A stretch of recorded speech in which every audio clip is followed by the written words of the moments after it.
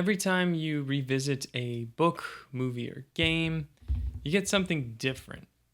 Not necessarily because the material itself has changed, but because you are a different person from when you first experienced that book, movie, or game. I've forgotten almost everything about playing Skyward Sword some 10 years ago on the Wii. The one thing I remember is why I quit playing some 30 hours in. A frustrating flying mission which you could not turn the motion controls off in the Wii version. Thankfully, that's amended here.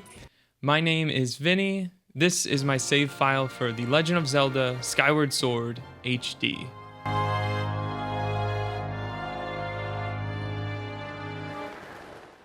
We start with an ordinary guy who usually wears some variation of this green costume.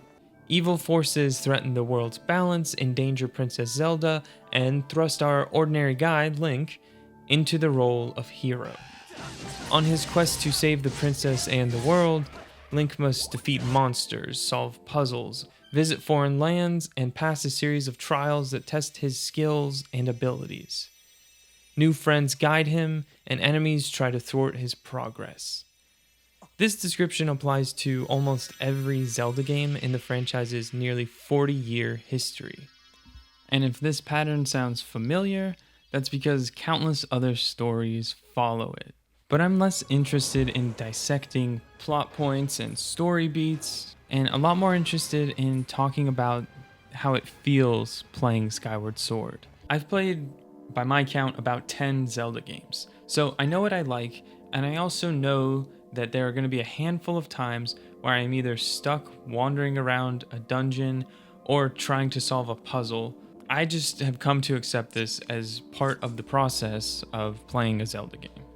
That being said, there were still plenty of surprises during my playthrough of Skyward Sword.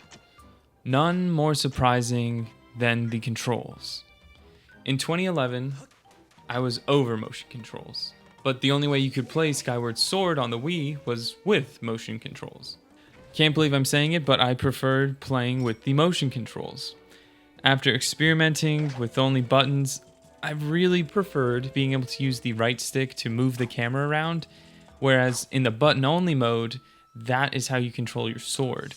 For me, being able to move the camera with the right stick outweighed the annoyance or distaste towards using motion controls. The real test was that one flying mission that made me quit playing the game so long ago. At moments when I was frustrated with a puzzle or just the game in general, it felt like I was just dead set on getting to this flying mission again. Like it was my curse, and I was sent in to the jungle for this one purpose, to play this flying mission again.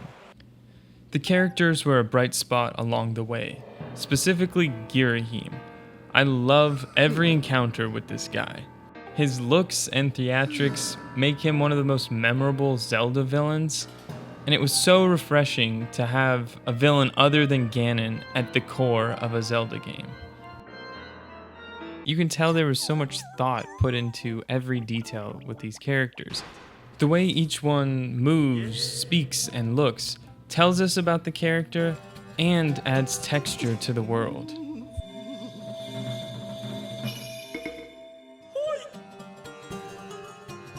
From a game design standpoint, it was interesting seeing early iterations of mechanics that would go on to be further developed in Tears of the Kingdom and Breath of the Wild, namely the use of the sky sail, beacons, and stamina bar. When I finally reached the mission again, I immediately found out that motion controls were not gonna do for flying and switched to button only. In my mind, this was a proper challenge. And once I overcame it, I imagined I would feel accomplished, like I'd achieved something. But it only took me about 3 or 4 minutes to beat. This is what kept me from beating the game more than 10 years ago? This? Everything after that felt like a grind. The puzzles and obstacles were meaningless hoops for me to jump through. I mean, really, after being told I'm the chosen one, destined to save Hyrule, I need to prove myself to 3 dragons and then go collect the pieces of the Triforce.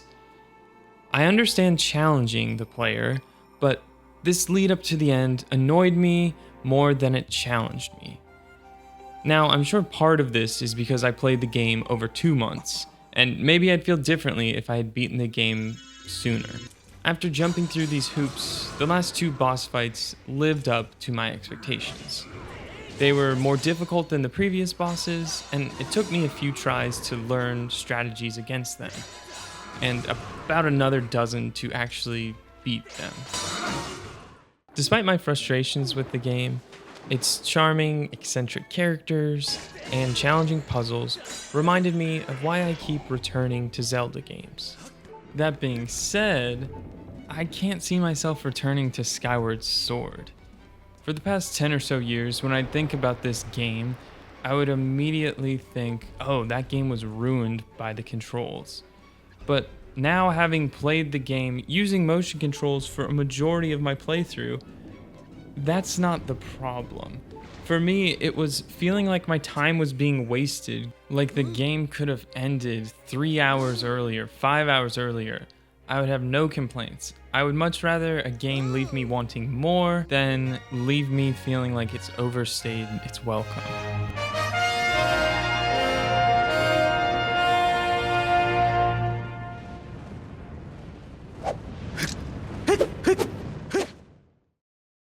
Thanks for watching. If you want to see more videos like this, please subscribe.